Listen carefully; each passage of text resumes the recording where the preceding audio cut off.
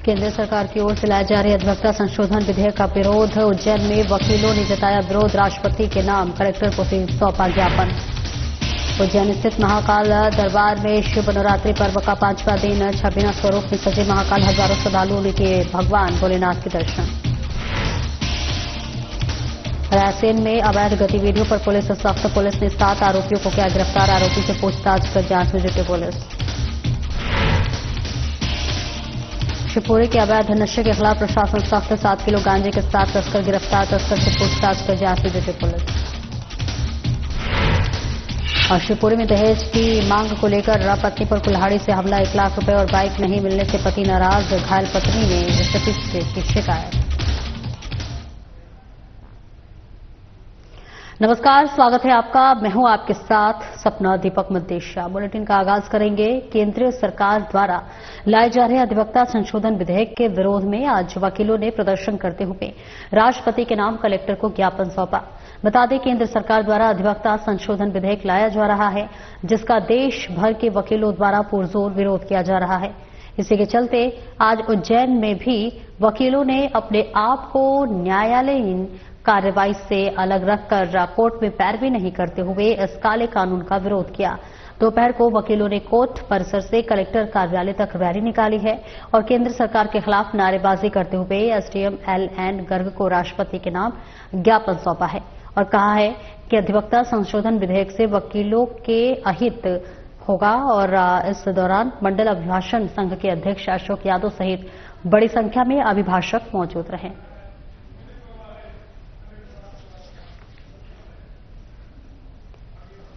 केंद्र सरकार द्वारा जो एडवोकेट अमेंडमेंट बिल 2025 लाया जा रहा है, वो एक तरह से वकीलों के खिलाफ है। देश भर के जितने अधिवक्ता हैं इसका पुरजोर विरोध करते हैं, क्योंकि इसके अंदर कई चीजें ऐसी हैं जो कि हम विधि व्यवसाय करते हैं, समाज को न्याय दिलाने का काम करते हैं, और अगर समय न्याय से वंचित रह जाए, इसके लिए हम चाहते हैं कि केंद्र सरकार ये जो ड्राफ्ट तैयार हो रहा है उस संशोधन बिल में वापस इन सब चीजों को हटाए जो वकीलों के विरोध। हम आज जिला अभिभाषक संघ के सभी सदस्यगण यहाँ पर एकजुट होकर इस काले कानून का हम विरोध करते हैं और हम हमारे इलेक्ट्रॉनिक और प्रिंट मीडिया के भाइयों से भी हम निवेदन कर रहे हैं कि इसके अंदर हमारा साथ दें, हमारा पक्ष रखें आप अच्छे से, क्योंकि हम जब जो समाज को न्याय दिलाने वाले अगर न्याय की बात नहीं कर सकते और अगर हमारे मुंह पे ताले लग जाते हैं तो ऐसे काले कानून का हम विरोध करते हैं और इसमें हम आप सभी का सहयोग चाहते हैं।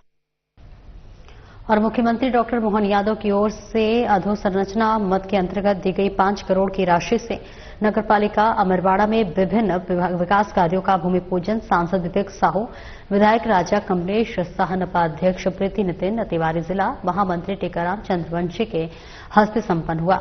वहीं नगरपालिका के 10 वार्डों में नागरिकों की मांग के अनुसार स्वीकृत सड़क, डोम टाइप शेड, डिवाइडर निर्माण और हाई मास्ट लाइट, सामुदायिक भवन और पार्क निर्माण जैसे कार्यों का भूमि पूजन करने पहुंचे सांसद विधायक का वार्डवासियों ने राम मंदिर, शिव मंदिर, फव्वारा चौक, बाईपास रोड, नई आबादी में भव्य स्वागत किया।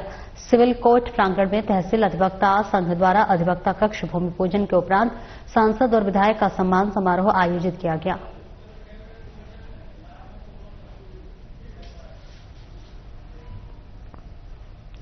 और 51वां खजुराहो नृत्य समारोह को सीएम मोहन यादव ने दीप प्रज्वल कर शुरू किया।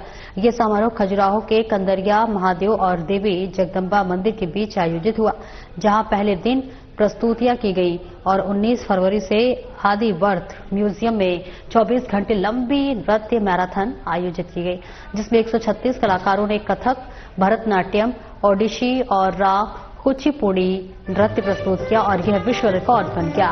मध्य प्रदेश शासन और संस्कृति विभाग ने पहली बार खजुराहो बाल नृत्य महोत्सव का आयोजन किया। इस आयोजन का शुभारंभ अभिनेत्री और नृत्यांगना प्राची शाह, कलेक्टर छतरपुर पार्थ जायसवाल और अन्य प्रमुख अधिकारियों ने किया।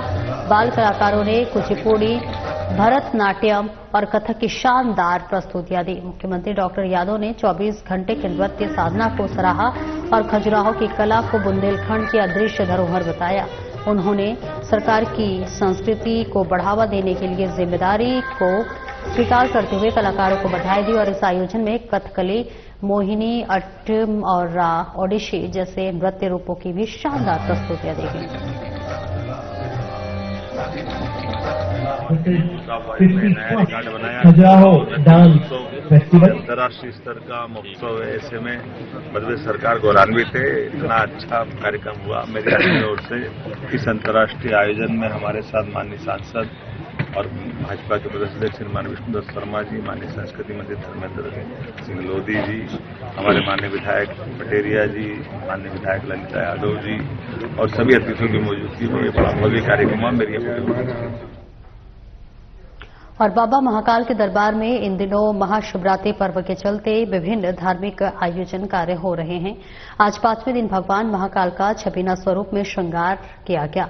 वहीं आपको बता दें कि देश में स्थित 12 ज्योतिर्लिंगों में से उज्जैन का महाकाल ज्योतिर्लिंग एकमात्र ऐसा है जहां शिवरात्रि पर्व मनाया जाता है।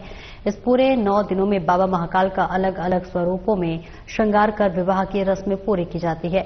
इसी के चलते आज शिवनरात्रि पर्व के 5वें दिन अपराह्न में संध्याकाल पूजन के बाद बाबा महाकाल को चंदन का उपडल लगाकर जलाधारी में हल्दी अर्पित की गई, जिसके बाद पंचामृत अभिषेक कर नवीन वस्त्र धारण कराकर छबीना स्वरूप में सजाया गया, जिसके हजारों श्रद्धालुओं ने दर्शन किए। पंडित आशीष पुजारी ने कहा है कि आज के दिन बाबा महाकाल के छबीना स्वरूप में दर्शन करने के लिए श्रद्धालु पूरे साल भर बेसब्री से इंतजार करते हैं।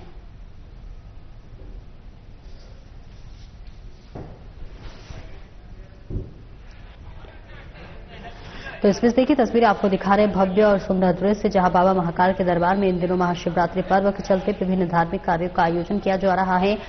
कई जगह से देखिए प्रदेश से जो तमाम श्रद्धालु हैं वो आ रहे हैं और बाबा महाकाल के चरणों में अपने सिर नवा रहे हैं और इसी के साथ साथ देश प्रदेश के भव्य उज्जवल विकास के लिए कामना भी कर रहे हैं। तस्वीरें आपको दिखा रहे हैं जहां पर देश में स्थित 12 ज्योतिर्लिंगों के उज्जैन का महाकाल ज्योतिर्लिंग ऐसा मात्र है जहां शिवरात्रि पर्व मनाया जाता है और पूरे 9 दिनों तक देखिए अलग अलग स्वरूप में बाबा के श्रृंगार पर पूजा की जाती है और विवाह की रस्में भी पूरी होती है। और इसी के चलते आज शिवरात्रि पर्व के 5वें दिन अपराह्न में संध्याकाल पूजन के बाद महाकाल को चंदन का उपडल लगाकर जलाधारी को हल्दी अर्पित की गई है। पूजा अर्चना की जा रही है। श्रद्धालु पहुंचे हुए हैं लंबी लंबी देखिए लाइनों में लगकर और इसी के साथ साथ काफी भीड़ दिखाई दे रही है जहां पर श्रद्धालु पहुंचे हैं और बाबा महाकाल के दर्शन पूजन करते हुए नजर आ रहे हैं।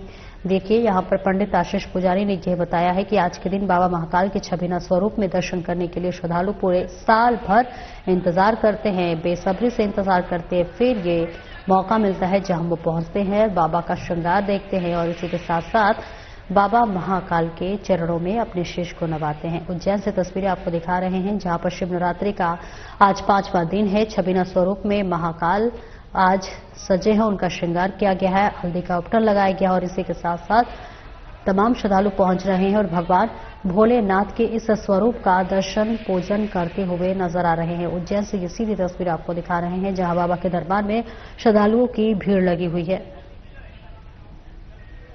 भगवान महाकालेश्वर फाल्गुन मास कृष्ण पक्ष अष्टमी महापर्व पे भोलेनाथ भगवान महाकाल आज छबीने के रूप में भक्त लोगों को दर्शन दे रहे हैं।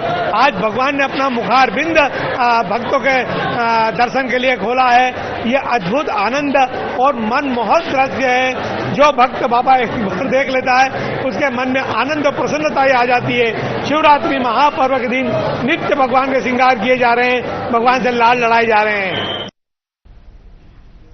और रायसेन पुलिस अधीक्षक पंकज कुमार पांडे के निर्देशन में अतिरिक्त पुलिस अधीक्षक कमलेश कुमार रा खरपोसे के मार्गदर्शन में अवैध गतिविधियों में लिप्त आरोपियों की धरपकड़ कर कार्रवाई के लिए सतत अभियान चलाया जा रहा है। उक्त निर्देशों के अनुक्रम में एएसडीओपी बाड़ी अदिति बी सक्सेना के नेतृत्व में अनुभाग बाड़ी पुलिस द्वारा जुआरी सटोरियों की तलाश की जा रही है। थाना सुल्तानपुर और बाड़ी की टीम को मुखबिर की सूचना प्राप्त होने पर संयुक्त टीम गठित कर थाना प्रभारी सुल्तानपुर एलडी मिश्रा के नेतृत्व में गाढ़ा के जंगल में 20-21 फरवरी की मध्य रात्रि में दबिश दी गई। आरोपी ग्राम गाढ़ा के जंगल में जुआ खेलने पाए गए, जिनसे ताश के 52 पत्ते और कुल 11,530 नकदी, 6 बाइक और 6 मोबाइल जब्त किए गए हैं। फिलहाल मौके से 6 आरोपी फरार हैं।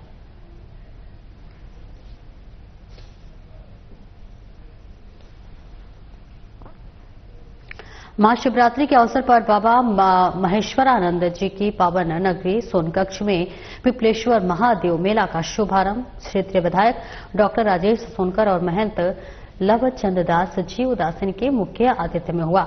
इस अवसर पर नगर परिषद अध्यक्ष श्रुति कृष्णा पाल सिंह बघेल ने अध्यक्षता की। मेले की शुरुआत ध्वज पूजन से हुई, जिसमें सभी अतिथियों ने विधिवत पूजा की।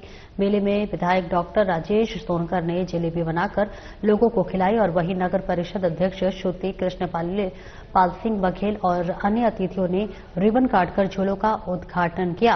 इस मेले में विभिन्न प्रकार के झूले, स्वादिष्ट खाद्य पदार्थों की दुकानों के साथ साथ दैनिक उपयोगी वस्तुएं भी उपलब्ध है और हर दिन विभिन्न स्थानों से आए कलाकारों द्वारा सांस्कृतिक और मनोरंजक कार्यक्रमों की प्रस्तुतियां भी दी जा रही हैं, जिससे कि दर्शकों का मनोरंजन हो रहा है और ये मेला क्षेत्रीय लोगों के लिए एक महत्वपूर्ण अवसर बन चुका है, जो कि हर वर्ष महाशिवरात्रि के पावन अवसर पर आयोजित होता है।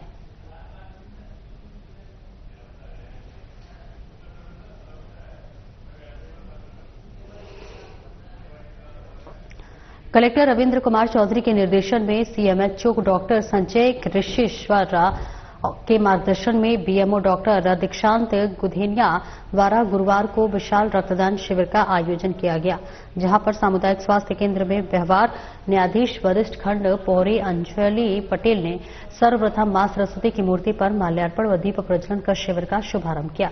इस दौरान व्यवहार न्यायाधीश वरिष्ठ खंड मोहरी अंजलि पटेल ने महिला रक्तदाताओं को पुष्पगुच्छ भेंट कर सम्मानित किया। इस दौरान शिविर में ब्लड बैंक की टीम द्वारा सुलभता के साथ ही कार्य किया। शिविर के दौरान इस बार पुरुषों के साथ साथ महिलाओं छात्राओं ने भी जमकर भाग लिया। शिविर के दौरान शाम 5 बजे तक 50 यूनिट रक्तदान हुआ और इस दौरान बीएमओ डॉक्टर दीक्षांत गुधेनिया ने सभी रक्तदाताओं का माला पहनाकर सम्मान किया।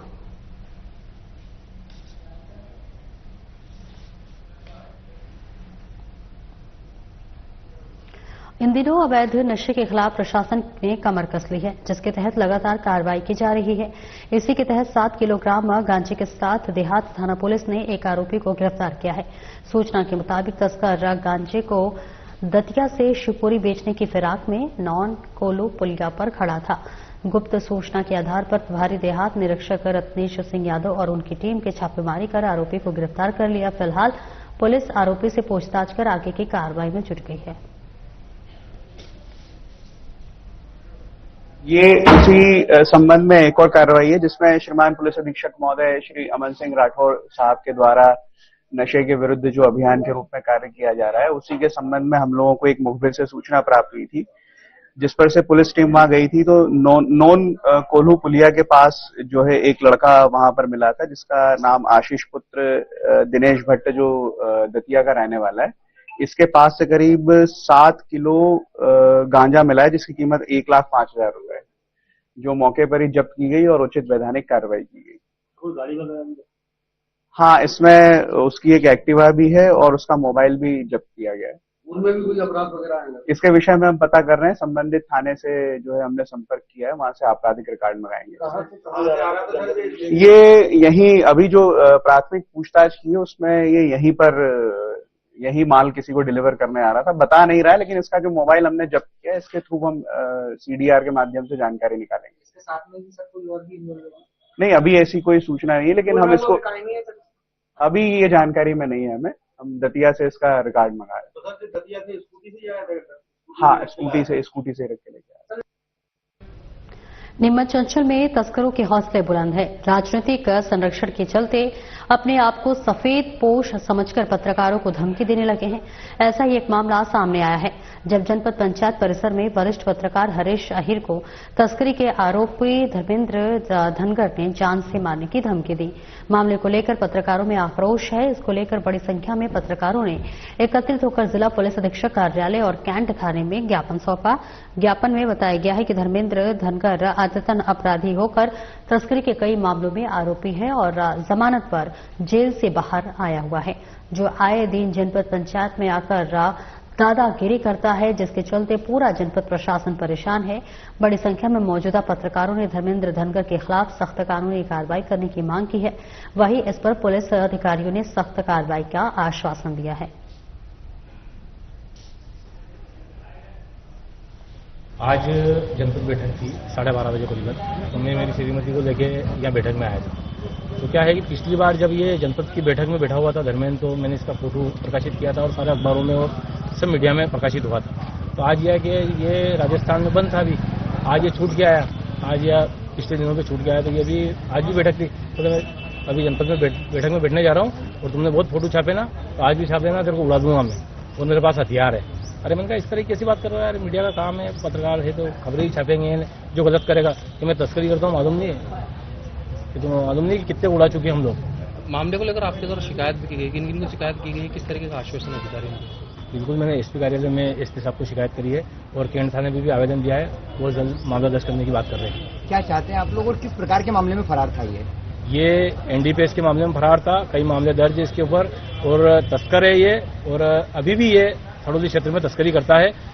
अब इसके पास कार वार की क्या स्थिति है, कार की क्या है? अभी इसके पास गाड़ियां हैं, काले कलर की बुलेरो गाड़ी है, वो स्कॉर्पियो गाड़ी है, और भी गाड़ियां जिसमें हथियार लेके घूमता है, और कभी भी ये जान से मार सकता है। और यदि इस तरह की कोई घटना होती है तो उसका जवाबदार धर्मेंद्र धनगरी रहेगा। शिवपुरी जिले के पोहरी थाना क्षेत्र अंतर्गत आने वाले ग्वालीपुरा गांव के रहने वाले नंदिनी जाटव ने जानकारी देते हुए बताया है कि उसकी शादी 30 अप्रैल 2024 को लहकुश जाटव के साथ हुई थी। शादी के समय उसके परिजनों ने क्षमता के अनुसार दहेज दिया, पर शादी के बाद से ही पति द्वारा उससे 1 लाख रुपए नकद और अपाचे बाइक की मांग की जाने लगी, जिसका उसने विरोध किया तो पति द्वारा कुल्हाड़ी से उसका हाथ तोड़ दिया, जिसकी शिकायत कर एसपी से कार्रवाई की गुहार लगाई है।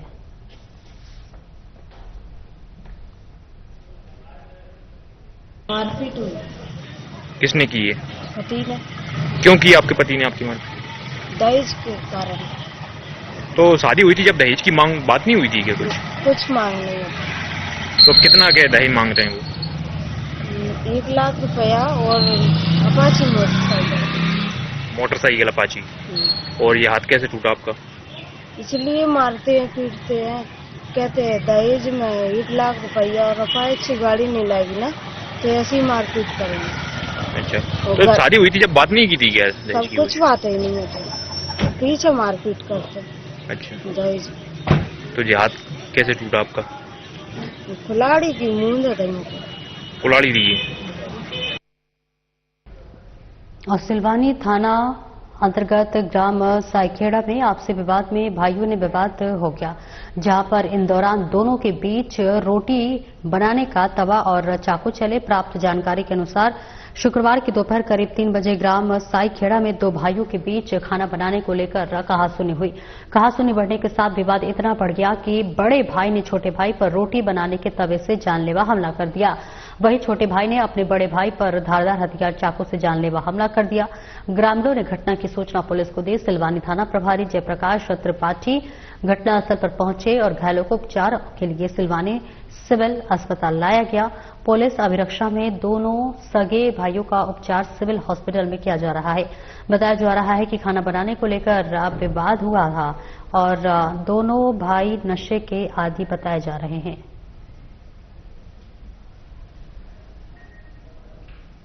आज लगभग 3 बजे दोपहर में सूचना प्राप्त हुई थी कि साईखेड़ा बस स्टैंड पर 2 लोग आपस में लड़ाई झगड़े कर रहे हैं और एक के हाथ में छुरी है। यहाँ से सूचना मिलने पर पुलिस मौके पर पहुंची थी और वहां जाकर पता चला कि दोनों सगे भाई हैं। एक का नाम मनीष है और दूसरे का संदीप। मनीष बड़ा भाई है, जिसके ऊपर छोटा भाई संदीप चाकू से वार कर रहा था।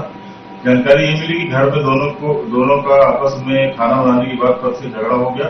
बड़े भाई ने छोटे भाई को तवा मार दिया था, जिसके सर पे चोट आई थी और वो घर से बाहर आ गया था। छोटा भाई उसका पीछा करते हुए बस स्टैंड पर आया और उसको छुरियों से वार किया, जिससे उसके जगह चोटें आई हैं। संदीप के खिलाफ धारा 307 आईपीसी के तहत मुकदमा कायम किया गया है और दोनों का इलाज अभी चल रहा है। और गुरुवार को गंधर्वपुरी शासकीय उच्चतर माध्यमिक विद्यालय में सोनकक्ष विधानसभा के बालक बालिकाओं से क्षेत्रीय विधायक डॉक्टर राजेश सोनकर ने परीक्षा पर चर्चा कर उन्हें परीक्षा से सफलता के गुर मंत्र सिखाए। बच्चों के द्वारा पूछे गए रोचक सवालों के जवाब दिए। साथ ही करियर काउंसिलर राज सचिव भटनागर ने भी बच्चों को विषयवार उनकी जिज्ञासाओं को शांत किया।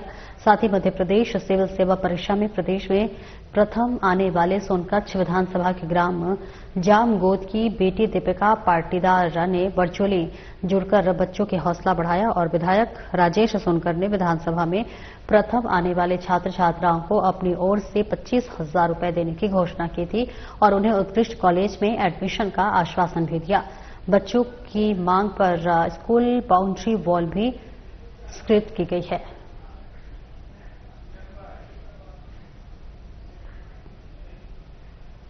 और नीपच जिले की विधानसभा जावत की राजनीति में कुछ दिन पूर्व एक वायरल वीडियो ने धमाल मचा दिया है, जिसमें पूर्व मंत्री और वर्तमान विधायक ओम प्रकाश सकलेचा ने कांग्रेस के प्रदेश सचिव सत्यनारायण पाटीदार को अपना शुभचिंतक बताया है, जिसे लेकर राजनीतिक गलियारों में बात आग की तरह फैल गई है। वह इस बात को लेकर कांग्रेसी कार्यकर्ताओं भी आक्रोश का माहौल बना हुआ है।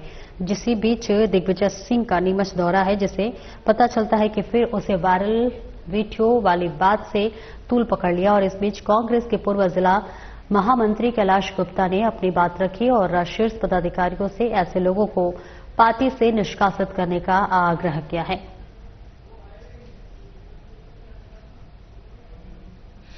जब प्रदेश में कांग्रेस की सरकार थी और कमलनाथ जी मुख्यमंत्री थे, उस समय जो सरकार गिराने का षड्यंत्र हुआ, उसमें मीनाक्षी नटराजन जी के वरदस्त प्राप्त उनके खासम खास व्यक्ति हरदीप सिंह डंग और उनका सम्मान ओम प्रकाश सकलेचा से था और नक्षत्र वाटिका में इसकी पूरी योजनाएं बनी, पूरा षड्यंत्र किया गया, सरकार गिराई गई और उससे पहले सरकार को बचाने के जो प्रयास किए गए थे उसमें माननीय दिग्विजय सिंह जी और माननीय हमारे प्रदेश अध्यक्ष जी जीतू पटवारी जी ने काफी प्रयास किए। बेंगलोर उस लॉज के अंदर, उस होटल के अंदर जहां विधायकों को छिपा के रखा गया था, वहां जब इनसे मिलने के लिए गए थे हमारे दोनों नेतागण, तो उनसे धक्का मुक्की हुई और मुझे इस बात को कहते हुए बिल्कुल भी हिचकिचाहट नहीं होती है कि अगर कोई सिरफिरा पुलिस वाला उनको गोली मार देता तो आज हमारे नेतृत्व की क्या हालत होती। मध्य प्रदेश एक प्रकार से लावारिस हो जाता, क्योंकि आज मध्य प्रदेश की बागडोर किसके हाथ में? जीतू पटवारी जी के। अब प्रश्न ये है कि जिस व्यक्ति ने हमारी सरकार गिराई हो, उस व्यक्ति के साथ मंच शेयर करने वाले सत्यनारायण जी पाटीदार क्या नीमच से पार्टी के अधिकृत उम्मीदवार के रूप में चुनाव नहीं लड़े? क्या पार्टी ने उनको प्रदेश में सचिव पद से नहीं नवाजा? लेकिन उसके बावजूद माननीय पाटीदार जी वहां शेयर करने गए मंच को और जाकर के जब उन्होंने मजाक उड़ाया, पार्टी का भी मजाक उड़ाया और सत्यनारायण जी पाटीदार का स्वयं का भी मजाक उड़ाया, लेकिन पाटीदार जी एक नई नवेली दुल्हन की तरह मुंह छिपाकर हंसते रहे। दो शब्द वे नहीं बोल सके, दो शब्द उन्होंने उनके अगेंस्ट नहीं बोले, किसी प्रकार का कोई खंडन नहीं किया। बहुत बड़ी शर्म की बात है। और खनिज अधिकारी सावन सिंह चौहान के जन्मदिन पर अधिकारी कर्मचारी के साथ स्टोन क्रशर ने 100 यूनिट रक्तदान किया। बदलते दौर में आजकल जहां लोग अपने जन्मदिन मनाने के लिए हजारों रुपए बेवजह खर्च कर देते हैं, वहीं जिले के खनिज अधिकारी सावन सिंह चौहान ने अपने जन्मदिन पर दिखावे की परिपाटी से हटकर काम किया। शासकीय सेवा में रहते हुए सामाजिक सरोकार और पीड़ित मानवता की सेवा का भाव लिए सावन सिंह चौहान पिछले कई वर्षों से अपने जन्मदिन पर रक्तदान शिविर का आयोजन कर रहे हैं।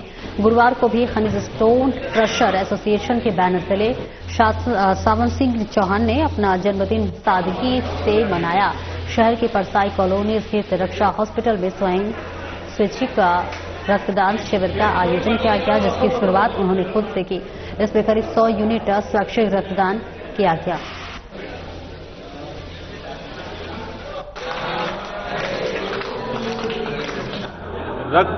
रक्तदान और रक्त की एक बूंद पता नहीं कितने अनगिनत लोगों की जान बचाती है। इसी सोच को लेकर, पॉजिटिव सोच को लेकर हमारे पिछले साल भी हमारे जिले के खनिज एसोसिएशन के लोगों ने ब्लड डोनेशन कैंप किया था, जिसमें हमने 60 यूनिट कलेक्ट किया था। इस बार हमने और बड़ा आयोजन करने का सोचा है। इसमें जिले के खनिज विभाग के ठेकेदारों के साथ साथ हमारे साथी अधिकारी लोग भी इसमें सम्मिलित हुए हैं। उनकी तरफ से भी ये पहल की गई, इसलिए इस आयोजन को 60 से अब हम लोग 100 यूनिट तक का इसका प्लान किया है हम लोगों ने। और ब्लड देना चाहिए और ये जागरूकता हम लोग समाज में फैलाना चाहते हैं कि ब्लड दें, लोगों का जीवन बचाएं, क्योंकि ब्लड की आवश्यकता सभी को रहती है इमरजेंसी में। और छोटे छोटे ग्रामीण इलाकों में ब्लड को लेकर भ्रांतियां बनी है कि ब्लड नहीं देना चाहिए। हम उसी चीज़ को हम बताने के लिए समाज को मैसेज देना चाहते हैं। खनिज अधिकारी हैं श्री सावन चौहान साहब, और उन्होंने ये रक्तदान शिविर रखा है। पहले तो मैं उनको बधाई देता हूँ जन्मदिन की और बहुत शुभकामनाएं देता हूँ। फिलहाल इस बुलेटिन में इतना ही। नमस्कार।